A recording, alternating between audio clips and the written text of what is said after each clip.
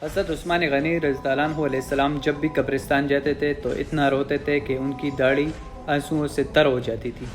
تو ان سے پوچھا گیا کہ جب آپ کے سامنے جنت اور جہنم کا تذکرہ کیا جاتا ہے تب تو آپ نہیں روتے؟ تو عثمان غنی رضی اللہ عنہ نے جواب دیا کہ میں نے رسول اللہ صلی اللہ علیہ وسلم سے سنا تھا کہ قبر آخرت کی منزلوں میں سے ایک منزل ہے، جس کی یہ منزل کامیاب ہوئی اس کی آگے منزل کامیاب ہوگی، اور جس کی یہ منزل مشکل ہوئی تو اس کی آگے منزل مشکل ہوگی۔ اور کہنے لگے کہ رسول اللہ صلی اللہ علیہ وسلم نے فرمایا کہ میں نے قبر سے زیادہ ہولناک چیز نہیں دیکھی، کیونکہ رسول اللہ صلی اللہ علیہ وسلم کو اللہ نے عذاب قبر دکھایا تھا۔ جب آپ صلی اللہ علیہ وسلم صحابہ کے ساتھ تشریف لے جا رہے تھے تو آپ صلی اللہ علیہ وسلم رک گئے، اور آپ صلی اللہ علیہ وسلم نے فرمایا کہ ان دو قبروں والوں کو عذاب ہو رہا ہے، ایک جو ہے پیشاب کی چیٹوں سے نہیں بچتا تھا اور دوسرا چغلی کرتا تھا۔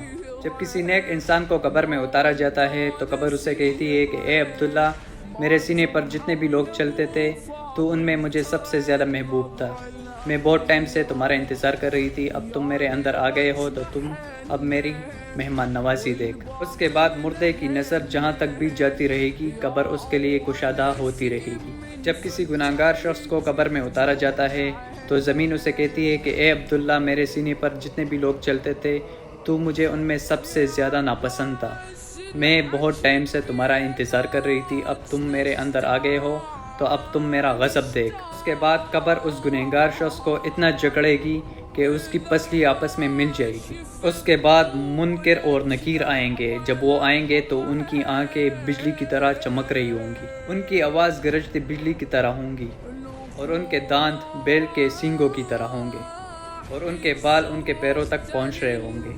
ان کے ایک کندھے سے لے کر ان کے دوسرے کندھے تک بہت زیادہ فاصلہ ہوگا، اتنا زیادہ فاصلہ ہوگا کہ اگر کوئی شخص اس کے دوسرے کندھے تک جانے کی کوشش کرے گا تو اسے کئی دن لگ جائیں گے۔ منکر اور نکیر کے دل میں ذرا برابر بھی رحم نہیں ہوگا سوائے مومنوں کے لیے۔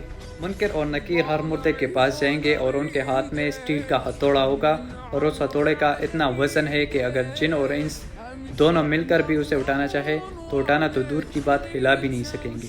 منکر اور نکیر قبر میں جب کسی گناہگار شخص کے پاس جائیں گے تو اس کی جسم کی ہڈیاں ٹوٹنے لگے گی۔ جب وہ منکر اور نکیر کو دیکھے گا تو اس پر بے ہوشی طاری ہونے لگے گی۔ منکر اور نکیر قبر میں مردے سے 3 سوال کریں گے: من ربک، تمہارا رب کون ہے؟ ما دینک، تمہارا دین کیا ہے؟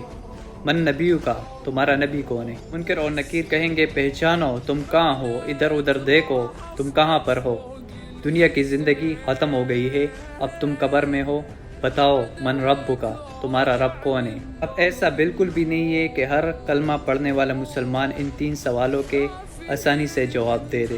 ان 3 سوالات کے جوابات صرف وہی مسلمان دے پائے گا جس نے دنیا میں اللہ کی مانی ہوگی، دین کی مانی ہوگی، اللہ کے محبوب صلی اللہ علیہ وسلم کی مانی ہوگی، نہ کہ اپنے نفس کی مانی ہوگی، نہ کہ اپنے خواہشات کی مانی ہوگی، نہ کہ اس دنیا کی مانی ہوگی۔ اب وہ مسلمان جس کو سوالوں کے جوابات آتے ہوں گے لیکن جواب نہیں دے پائیں گے، کیوں؟ کیونکہ انہوں نے دنیا کی زندگی میں اللہ کو تو مانا ہوگا لیکن اللہ کی نہیں مانی ہوگی، رسول اللہ صلی اللہ علیہ وسلم کو تو مانا ہوگا لیکن رسول اللہ صلی اللہ علیہ وسلم کی نہیں مانی ہوگی۔ تو وہ مسلمان کہیں گے، چلائیں گے کہ ہم نہیں جانتے، ہم نہیں جانتے، ہم نہیں جانتے، حالانکہ جواب آتا ہوگا لیکن نہیں دے پائیں گے۔ وہ کہیں گے کہ نہیں آتا، ہمیں نہیں آتا۔ قرآن مجید میں اللہ تعالیٰ فرماتا ہے کہ کیا تم ان لوگوں کو نہیں دیکھتے جنہوں نے اپنے خواہش نفس کو اپنا معبود بنا لیا ہے؟ جب کوئی گناہگار شخص ان سوالاتوں کے جوابات نہیں دے پائے گا تو منکر اور نکیر کے پاس جو ہتھوڑا ہوگا وہ زور سے ماریں گے، اتنی زور سے ماریں گے کہ پوری قبر میں چنگاریاں پھیل جائے گی۔ منکر اور نکیر اس گناہگار شخص سے کہیں گے کہ اوپر دیکھو، جب وہ اوپر دیکھے گا تو جنت کے دروازے کھل جائیں گے اور وہ جنت کی نعمتوں کو دیکھے گا۔ پھر منکر اور نکیر اس سے کہیں گے کہ اے اللہ کے دشمن، یہ تیری منزل ہوتی، تیرا مقام ہوتا اگر تم دنیا میں اللہ کی مان کر چلتے۔ نبی صلی اللہ علیہ وسلم نے اپنی زندگی کی قسم کہی کہ اس وقت جو مردے کو پچھتاوا ہوگا وہ اس کی زندگی کا سب سے برا پچھتاوا ہوگا، کیونکہ وہ شخص جنت کو خود سے دور جاتا ہوا دیکھے گا اور جہنم کو اپنے قریب آتا ہوا دیکھے گا، کیونکہ وہ جانتا ہوگا کہ اب میرے ساتھ کیا ہوگا، کیسا برا اور دردناک عذاب ہوگا۔ اس کے سامنے جہنم کے دروازے کھول دیے جائیں گے اور جہنم کی آگ اور گرمی اس کی قبر میں گھستی چلی جائے گی اور اس کے جسم کو جلاتی جائے گی۔ اس وقت تک جب تک قیامت قائم نہیں ہوگی۔ پھر ایک آواز آئے گی کہ اس شخص کو جہنم کا لباس پہنا دیا جائے۔ پھر اس گناہگار شخص کی قبر میں ایک شخص داخل ہوگا جس کی شکل بہت خوفناک ہوگی، اس کا لباس بہت گندا ہوگا اور اس لباس سے بہت گندی بدبو آ رہی ہوگی۔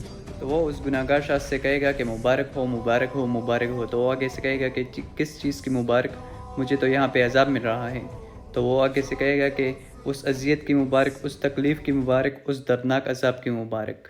تو وہ گناہگار شخص اس سے کہے گا کہ آخر تم کون ہو، تمہارا چہرہ میرے لیے برا خبر لے کے آیا ہے۔ تو وہ اسے کہے گا کہ میں تمہارا وہ اعمال ہوں جو تم دنیا میں کیا کرتے تھے۔ تو اللہ نے مجھے جسم عطا کیا ہے تاکہ تم دیکھ سکو جو برے اعمال تم دنیا میں کیا کرتے تھے، جس کے کرنے سے تمہیں بہت خوشی ملتی تھی، میں وہ ہوں۔